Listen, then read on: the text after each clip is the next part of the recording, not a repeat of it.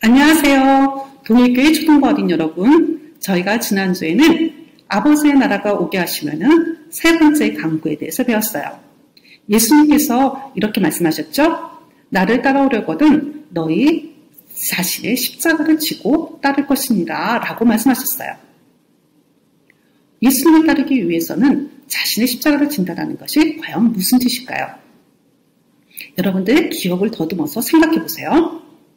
예수님은 하나님께서 분명하게 예수님께서 이 땅에서 해야 될 일을 알려주셨어요. 예수님은 그 일을 이 땅에 오셔서 십자가에 달려 들어가셨고 그리고 나서 3일 만에 부활하셨죠. 그것은 하나님께서 예수님에게 주신 일이었어요. 그 일을 우리는 사명이라고 그러죠. 이와 같이 예수님도 똑같이 우리에게 자신의 일을 완수하라고 말씀하세요. 그것이 바로 자신의 십자가를 지고 가는 것이다 라고 표현하신 거죠. 하나님은 우리를 통해서 이룰 일을 계획하고 계세요.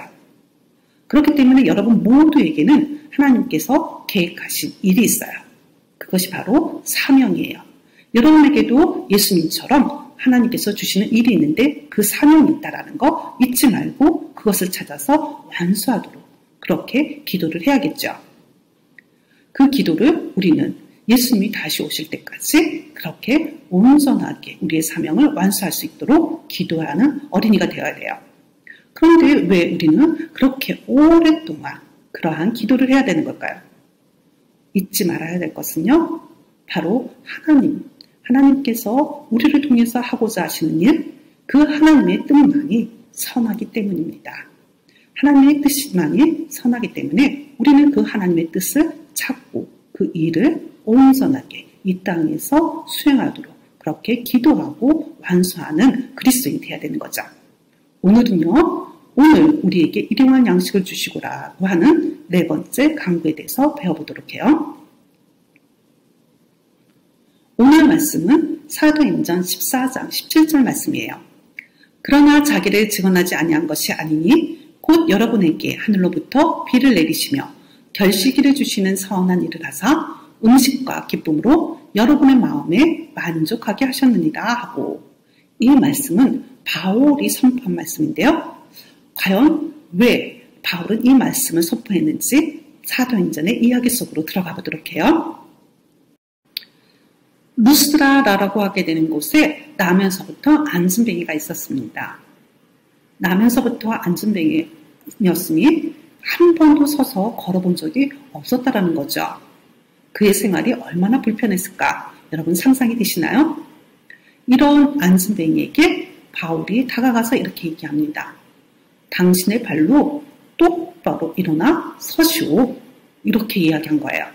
그러자 무슨 일이 일어났을까요? 네, 맞습니다. 바울이 그렇게 명령하자 이 사람이 벌떡 일어나는 기적이 일어나게 됐어요. 그런데 이상하죠? 왜 바울은 이 앉아서 생활하는 사람을 고쳐주었을까요? 성경에 보면은요, 뭐라고 되어 있냐면 구원받을 만한 믿음이 그에게 있는 것을 바울이 보았다라고 얘기합니다.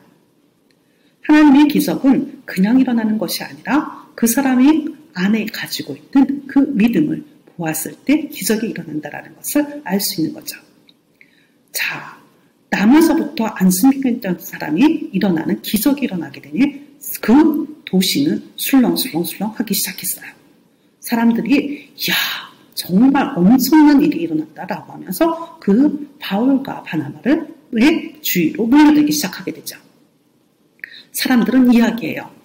신들이 정말 사람의 형성으로 우리 가운데 내려오신 것 같아. 그 신들이 사람의 형성으로 이 땅에 오셨으니까 우리가 어떻게 해야 될까? 그들이 위해서 우리가 제사를 지내야 될 것 같아. 자, 소도 잡고 그리고 성문에 꽃도 달고 그래서 우리 제사를 지내자 이러는 거예요. 그들은 이 바울이 그리고 바나바가 신이라고 생각했던 거예요. 바나바는 제우스야. 그리고 바울은 말씀을 잘하는 거 보니까 분명히 신들 중에 말하는 운변의 신인 헤르메스야. 이렇게 이야기하면서 그들에게 제사를 드리려고 했던 거예요. 그 이야기를 들은 이 바울과 바나바는 정말로 마음이 아팠어요. 그래서 옷을 찢으며 그들을 말렸죠. 절대 우리에게 제사를 지내지 마십시오. 라고 말이에요.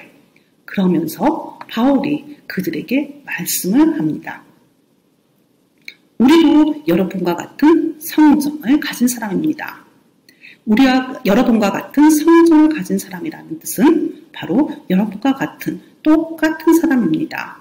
우리도 약하고 그리고 우리도 실수할 때도 있고 그리고 우리도 울고 슬퍼할 때도 있는 그러한 사람입니다. 라고 이야기합니다. 그리고 이렇게 이야기하죠.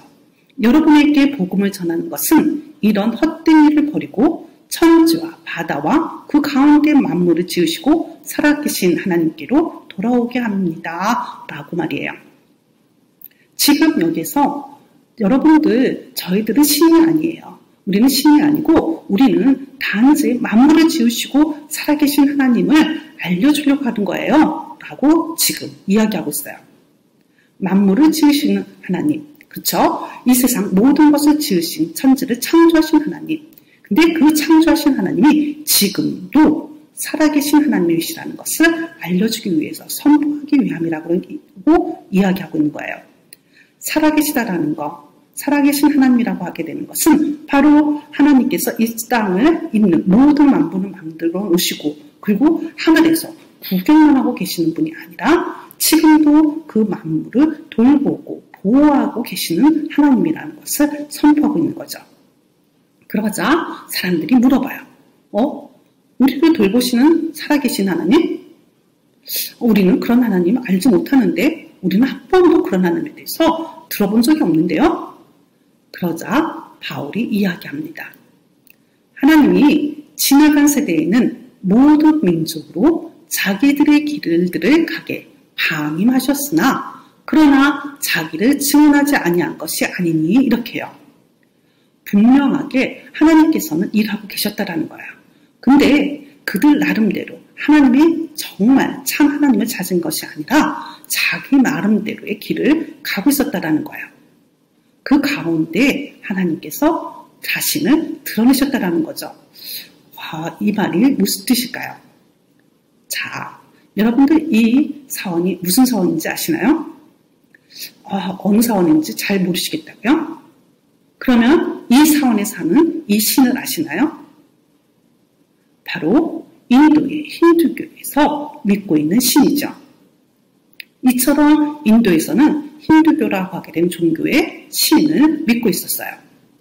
이뿐만 아니에요. 여러분들 아프리카에는 아프리카의 전통 종교가 있어요. 그래서 이 주술사를 통해서 주술을 하죠. 이러한 신들은 페루라고 하게 되는 곳에서도 있어요. 이 페루라는 곳에서도 이 정령들을 불러 모으는 의식들을 하게 되죠. 그리고 이뿐만 아니라 이것은 바로 우리 옆에 있는 나라 일본의 신사예요. 신사에 정령들을 모시고 그곳에서 제사를 지내죠. 이러한 종교는 또한 우리가 잘 알고 있는 불교도 또한 있게 돼요. 인도에서 불교가 생성됐지만 중국 그리고 한국, 일본에서 더 많이 섬기고 있는 것이 이 불교죠. 이처럼 각각의 나라들마다 섬기는 신들이 있었다라는 거예요. 하나님께서 그것을 방임했다고 그랬어요. 그들이 그들 나름대로 신을 찾게끔 놔두셨다라는 거죠. 근데 그 가운데 하나님이 살아계심을 보여주셨다라는 거예요. 증언하셨다라는 거예요. 어떻게 하나님이 살아계셨음을 증언했는지 볼까요? 곧 여러분에게 하늘로부터 비를 내리시며 결실기를 주시는 선한 일을 하사 음식과 기쁨으로 여러분의 마음에 만족하게 하셨느니라 라고 바울이 설명해요. 하나님께서 이 모든 사람들을 위해서 선한 일을 하셨대요. 그러면 이 구절에서 이야기하고 있는 선한 일은 과연 무엇일까요?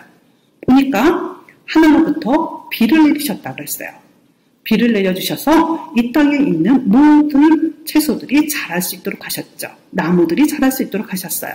그리고 결실기를 주셨다고 했습니다. 결실기를 주셨다는 것은 우리가 봄에 곡식을 심고 그리고 가을이 되면 그 벼를 베죠.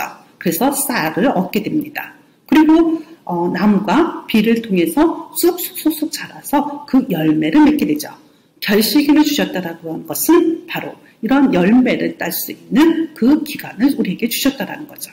우리는 비를 통해서 곡식들이 자라게 하시고 그리고 그렇게 그 열매를 통해서 우리에게 뭐 하냐면 그 음식을 만들어서 우리가 기쁨으로 음식을 나누도록 하는 것을 모든 나라의 사람들이 알게끔 했고 경험하게끔 하셨다라는 거죠.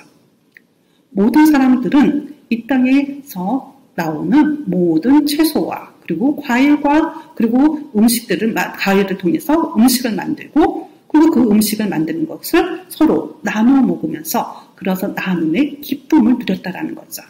이렇게 하나님께서는 모든 민족에게 선한 일을 행하셨다라는 거죠. 바로 이것을 하이델베르크 신앙교육서 125문에서 이렇게 얘기합니다. 오늘 우리에게 일용할 양식을 주시고 라는 강구는 우리 몸에 필요한 모든 것을 내려주시며 그리하여 오직 주님이 모든 좋은 것의 근원임을 깨닫게 해달라는 강구입니다. 이 모든 만물이 자라고 그리고 그 만물이 그 열매를 맺게끔 하고 그 열매를 통해서 우리가 몸에 필요한 모든 것을 얻을 수 있게끔 그 뒤에서 일하신 분이 계시는데 그분이 바로 하나님이시라는 거죠. 우리가 먹고 마시고 그 마시는 모든 것들을 이 땅에서 우리에게 주신 분은 바로 하나님이심을 우리가 알아야 된다라고 하는 것을 바로 오늘 우리에게 일용할 양식을 주시고 라고 하게 되는 강구를 통해서 우리가 깨달아야 되는 한 가지 사실인 거죠. 그리고 또 하나 여러분들 기억하셔야 될 것이 있습니다. 만물을 지으시고 살아계신 하나님께로 돌아오게 한다라고 했습니다. 바울이 이 말씀을 선포하면서 하나님께로 돌아오게 한다라는 것. 하나님께로 돌아온다라고 하게 되는 것은 바로 무슨 뜻이냐면 하나님으로부터 멀어져 있으니 그 멀어진 곳에서부터 다시금 하나님께로 다시 오라라고 하게 되는 메시지가 그 안에 담겨져 있는 거죠. 여러분들 우리는 하나님으로부터 멀어졌던 자예요. 왜 하나님부터 멀어졌죠? 바로 우리의 조상인 아담이 하나님 앞에서 죄를 범함으로 인해서 우리는 태어나자마자 하나님으로부터 멀어진 존재였죠. 하지만 우리는 다시금 돌아갈 수 있게끔 바로 하나님께서 우리를 위해서 사랑과 은혜를 베푸셨어요. 바로 그것이 복음이죠. 예수님께서 이 땅에 오셔서 바로 고통을 당하시고 고난을 당하시고 십자가에 달려 돌아가시고 그리고 부활하신 그 일을 완수하셨기 때문에 우리는 어떻게 해요? 바로 하나님을 아버지라 부를 수 있게 되고 하나님께 다시금 돌아갈 수 있는 길이 열리게 되는 거죠. 그런 하나님, 우리가 믿는 하나님은 바로 그런 하나님입니다. 우리를 죄에서 자유롭게 하신 그 하나님. 그렇기 때문에 이 땅에서 일어나는 모든 일들이 그 하나님께서 주시는 복이라는 것을 우리가 알고 있고 그런 하나님이시기 때문에 우리는 전적으로 하나님을 신뢰해야 된다는 것이 바로 오늘 우리가 강구에서 배워야 될 것이죠. 그래서 하이델베르크 신앙교육서에서는 이렇게 얘기합니다. 주님이 복 주시지 않으면 우리의 염려나 노력, 심지어 주님의 선물조차도 우리에게 아무 유익이 되지 못함을 알아서 우리로 하여금 어떤 피조물도 의지하지 않고 오직 주님만 신뢰하게 하옵소서라고 하게 되는 강구가 이 오늘 우리에게 일용할 양식을 주시고라는 강구에 담겨져 있는 의미입니다. 여러분들 바로 우리가 단순하게 일용할 양식을 구하는 것은 단순하게 이 땅에서 먹고 마시는 것만을 강구하는 것이 아니라 그뿐만 아니라 그것을 주신 하나님을 바로 알아야 되고 그리고 그 하나님이 복을 주시지 않는다면 우리가 이 땅에서 먹는 것들이 다 아무런 유익이 되지 못한다는 것을 알아야 된다는 거죠. 우리는 바로 그런 하나님을 믿고 의지하고 신뢰하는 그리스도인이 되어야 된다라는 내용이 이 강구 속에 담겨져 있습니다.